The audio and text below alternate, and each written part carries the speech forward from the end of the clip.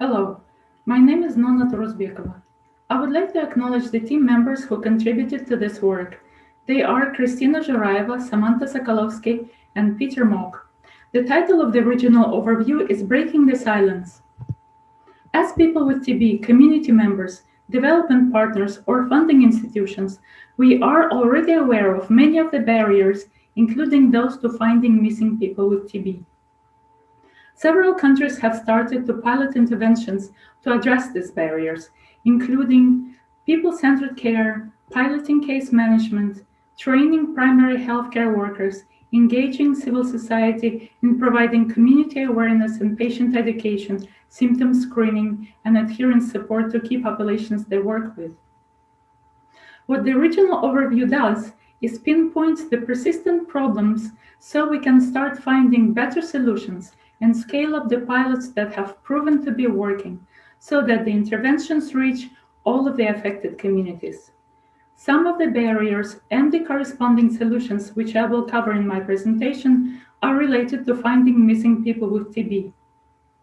Others to maintaining people in care and assisting them after treatment completion. The presentation will also highlight the roles of the different stakeholders, including the civil society. A note on what was analyzed and how. From 2016 to 2020, several Communities, Rights and Gender, or CRG, assessments and reviews, including the Global Fund Breaking Down Barriers assessments, were conducted in the region. Last summer, 2020, we conducted and analyzed the available reports and, where applicable, the national TB strategies and the Global Fund funding requests to see if and what CRG recommendations were reflected there. And note again that since the time when the different CRG reports were published, advances certainly have been made in all countries.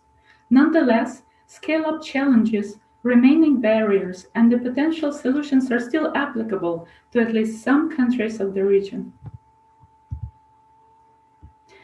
As a result of the analysis, we've identified the most common barriers related to extreme discrimination of some key populations, consequences of TB for women, stigmatization by healthcare workers, people-centered approach, the role of the primary health care, job security and the right to work, and active case finding in rural poor.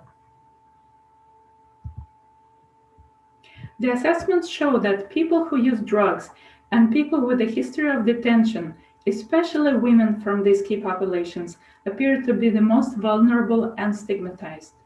People who use drugs have difficulty accessing services because of their criminalization, and people with a history of imprisonment encounter barriers when they do not have a national ID or a passport, which often happens following imprisonment, when they do not have a domicile registration, a document often required to access healthcare. Some of them are or end up being homeless. For these key populations, an encounter with law enforcement may result in interrupting whatever treatment they are on, which is in direct violation of their rights. To repeat, it is especially women from these key populations who experience higher levels of stigma and discrimination when they meet with the healthcare workers or the police. One of the solutions is improving service integration, and that includes co-locating opioid substitution treatment, HIV and TB services in the lowest threshold setting, and task shifting to CSOs that already work with specific key populations, have access to them, and have their trust. Improving service comprehensiveness can be through the inclusion of peer educators and the work of multidisciplinary teams. For instance, one of the countries proposed multidisciplinary teams visit to prisoners with TB who prepare for release, to include a legal expert who could signpost patients to relevant services.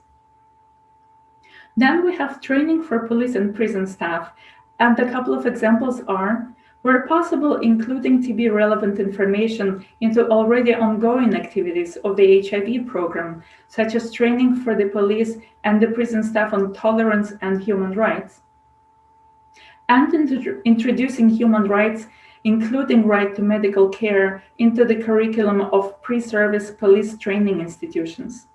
There are many ways to improve rights awareness of key populations, starting with informing them what services are for free and about the rights and responsibilities of people with TB. In all countries, the proportion of notified cases is larger in men than in women. Clearly, TB in men needs a gender-responsive approach as part of people-centered care. Across the board, women show better adherence and better treatment results, but these are women who have to overcome larger barriers such as scarce finances, lack of family support, and gender-based violence. In all countries, women carry the burden of unpaid household work and limited childcare options. Their lack of decision-making over finance leads to deprioritizing women's health needs, delaying TB diagnosis, and sometimes delaying TB treatment. Self-stigma is higher in women. In several countries, women spoke of physical, psychological, and economic violence in relation to TB, and violations of their reproductive rights. Gender-based violence in TB is rooted in stereotypes, power inequalities, lack of information, and TB myths. Women face such catastrophic consequences of TB as self-stigma, divorce, separation from children, discontinued pregnancies, and multiple issues in case of women-headed households. Some of the recommendations are: first, starting or continuing to disaggregate data. That is, disaggregating all indicators into men, women, and others, including but not limited to drug-resistant TB, TB HIV, and such TB treatment outcomes as mortality or loss to follow-up. This will help monitor programs and design appropriate gender-responsive interventions. In case of TB and pregnancy and breastfeeding, we need to provide counseling on family planning, advice to pregnant women on the risks related to treatment, and help breastfeeding women with TB understand what they should and shouldn't do.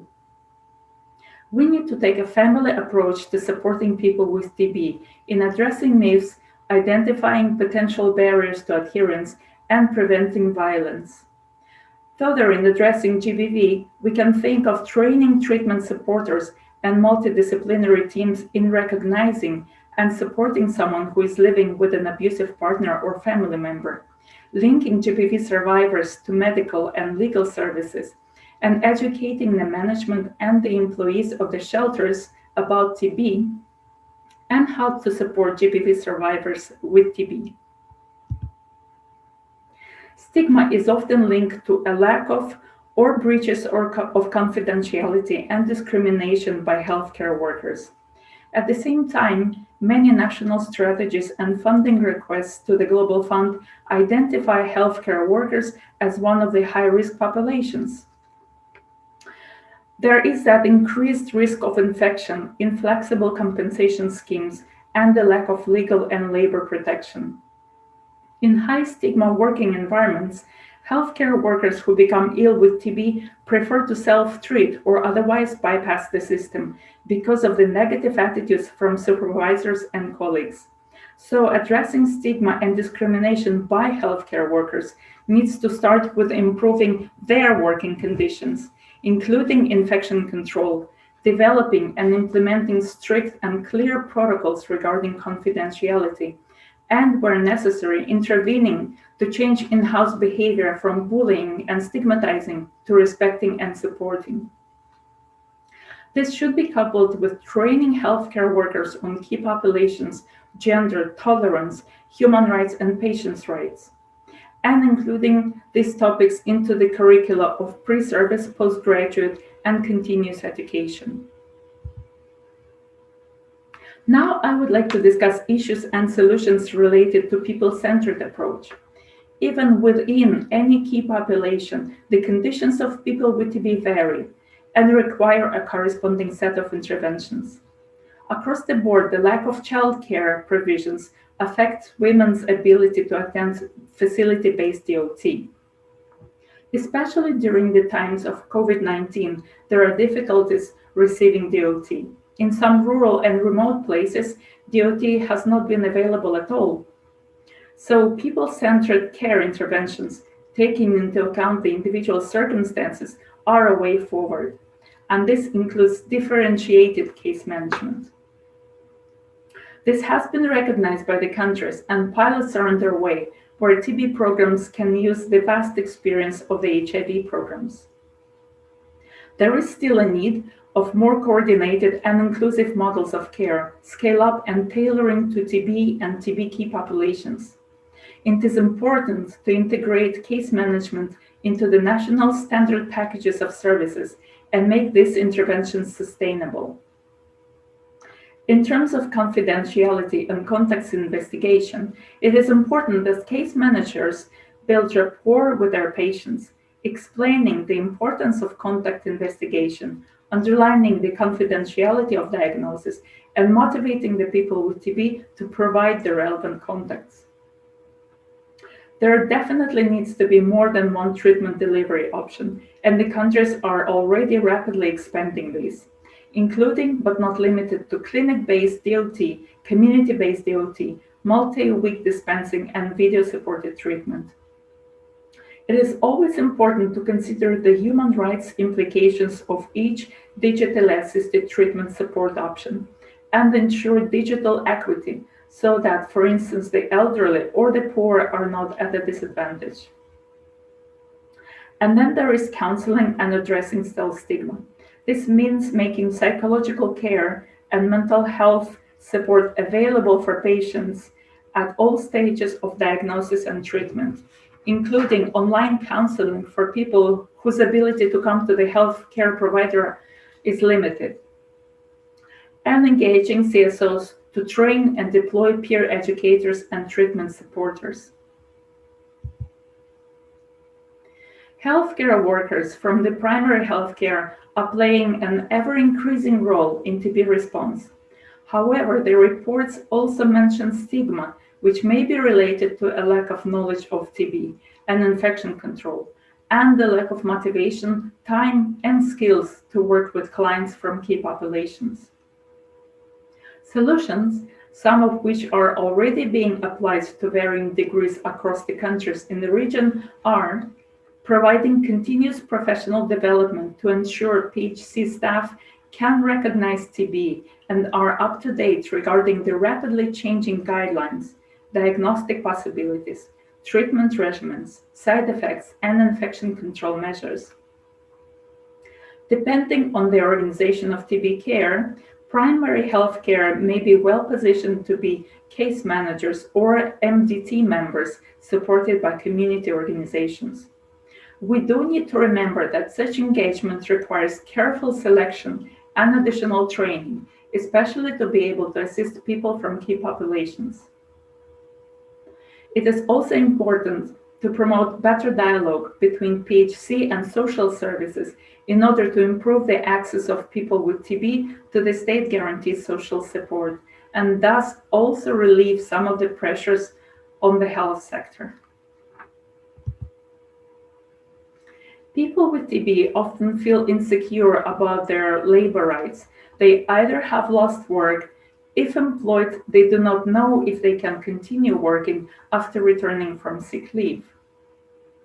Often they are uncertain how long their sick leave can last and if in practice it will be paid or unpaid. Chances to hold employers, especially in the private sector, accountable are small. Legislation does not always provide the full protection of labor rights during TB treatment. There may be restrictions and inconsistencies in laws or the way they are implemented in practice. Altogether, it makes it more difficult for people with TB to remain in employment and find work once they are cured. Longer absences due to drug-resistant TB treatment mean that at a certain point, drug-resistant TB patients may need to apply for a temporary disability to receive subsistence. Financial insecurity as a result of losing employment triggers treatment interruptions.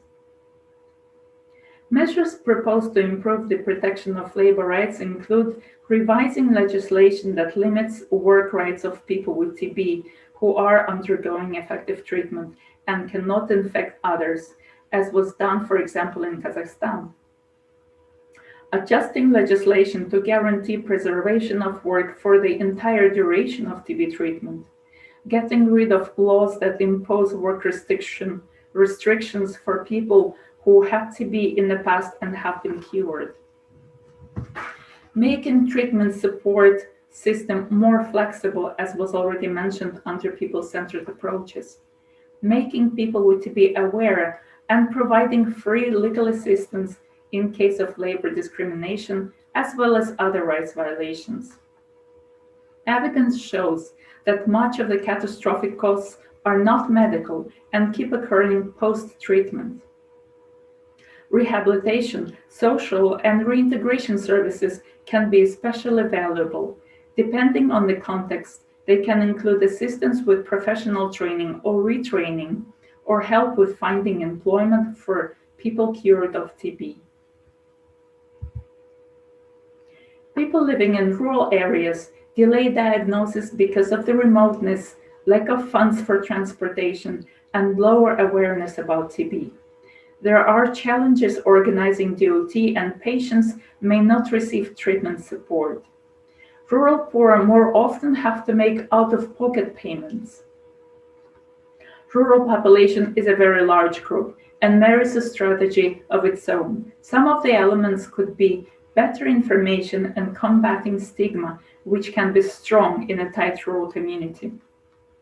Gender-responsive interventions, including prevention of gender-based violence. Possibly using mobile outreach clinics while linking and integrating mobile outreach with the existing community facilities and structures to provide such services as treatment support and social support. It is important to identify and utilize the existing actors in the local rural communities and support their engagement in TB response through community systems strengthening. To be able to implement the proposed solutions, we need to increase productive collaboration between multiple stakeholders, including civil society organizations, especially those that already work with key populations affected by TB. A good starting point is engaging CSOs and communities in formulating national TB response strategies and plans.